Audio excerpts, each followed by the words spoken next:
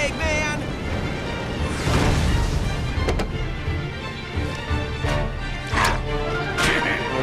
If you insist. Whoa, that's harsh!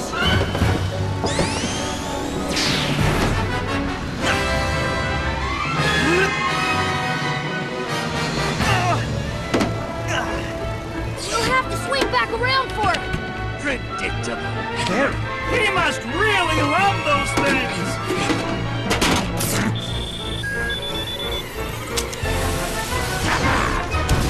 We're hit!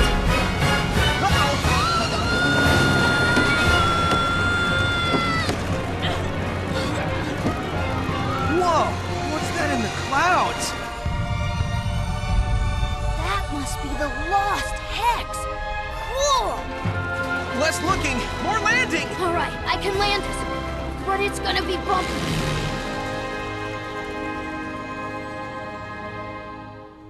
And welcome, ladies and gentlemen, JP2. This is Sonic Lost World Windy Hill Zone 1. This is all post commentary because, well, I found it difficult to do this live.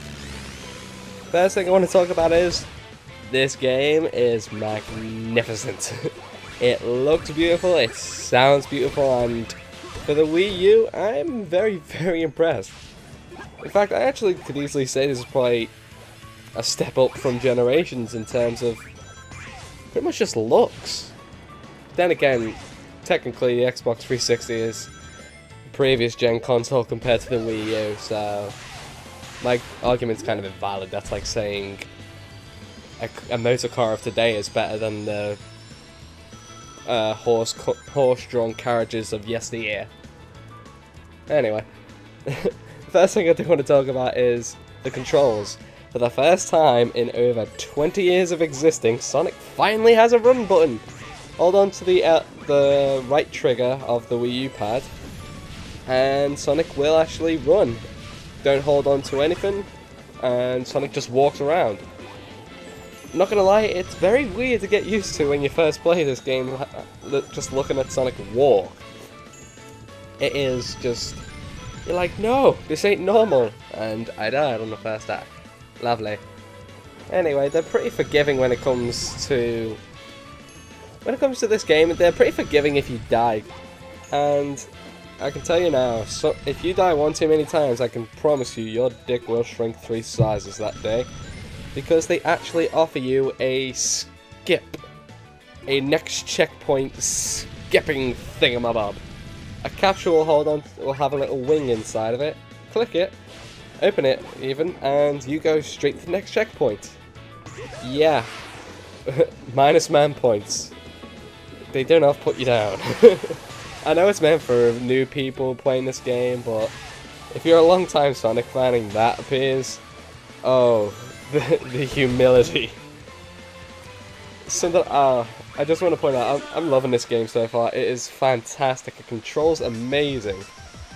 And I do love all the new features this game gives you. The parkour! The parkour! Parkour! It's just fantastic. It actually works with Sonic. And these capsules is how you know it's the end of the level. Anyway, we're popping onto a cutscene, so I'll see you when we get back from said cutscene.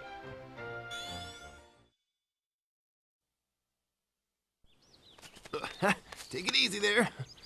Oh, stay calm, little guy. Sonic and Tails will get your buddies okay? back. Sonic, It'll be did you get those animals back from Eggman?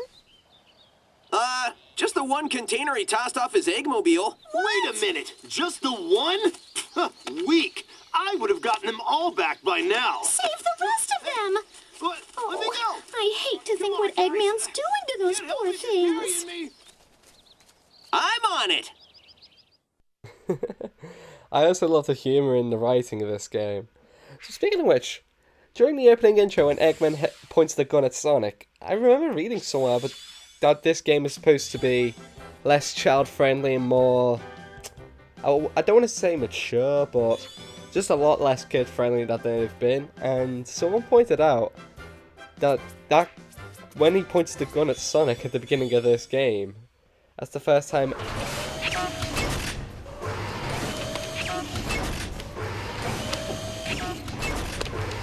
Transformation 101. Bunnies to badniks. Boom! Instant army. It needs to be a big army if I'm taking over the world below. You are quite the mighty conqueror. Yes, yes I am. I conquered you, didn't I?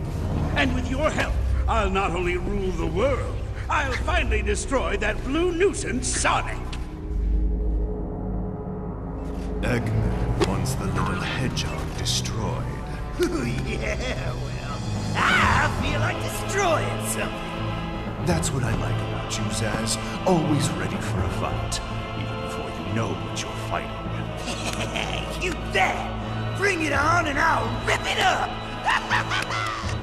Win or lose, I'll learn something about our enemy.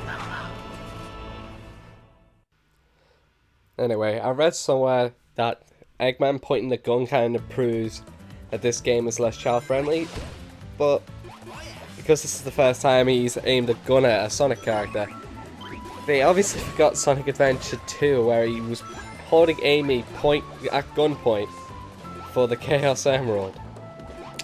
Just saying, you know, if you're gonna say stuff like that, you know, at least know your background.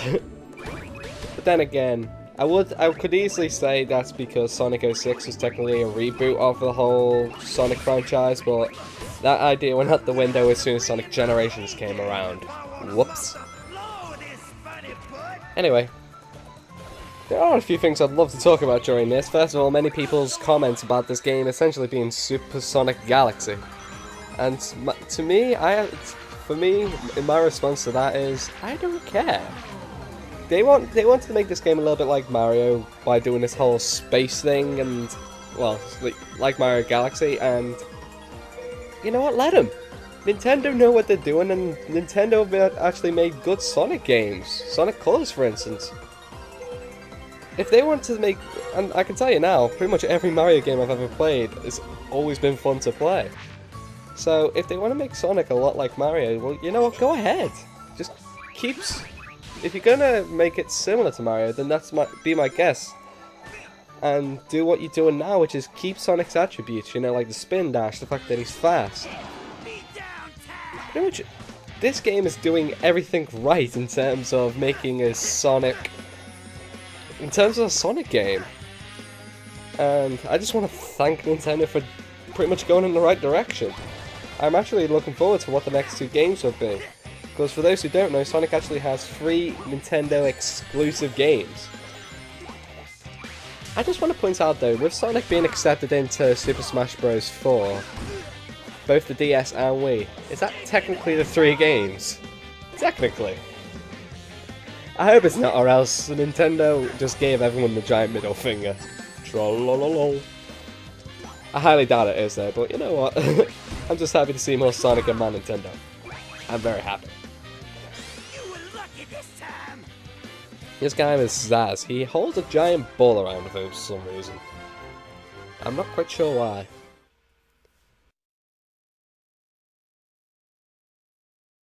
I do have to say, I actually did like the hub world. The whole hexagon gimmick to it, I think is pretty cool and somewhat unique. Honestly, I definitely prefer this over just, you know, a select screen. So, thumbs up, I suppose. I wouldn't exactly, you know, I'm not going to exactly praise him for it, but it's something new, and I can definitely say I appreciate it. Anyway, back to the whole thing about the 3 Nintendo exclusives. Something I hope, we've got 2 more games left, and I do question what kind of games are we looking, what are we going to be looking at in terms of the 2 games after this? Because this is a completely new style for Sonic. So I'm interested to see where they go. Do they stick with this, or will they change everything up? I'm not quite sure, but if they did, I would really, really want to see... Oh yeah, I just want to point out, this is a Sonic only. I just want to point out, Sonic is the main character in this. I can't recall... I just want to point out, I've yet to actually complete this game, but as of right now, Sonic is the only playable character, and I'm pretty sure he is the only playable character, unless you're playing two-player and two-player co-op, which you get to control a little Tails robot or some variation of that. I've yet to actually do the co-op yet, so I can't really talk much about that. But considering Sonic's now the only playable character, I do question if one of the follow-ups to this game, the other two Nintendo exclusive games, will they be bringing back any of Sonic's friends to be playable? Personally, I would love it if they could bring back Tails and Knuckles again. So far, we've had Sonic with somewhat of, say, like a loophole, or they've worked around not having Sonic's friends involved.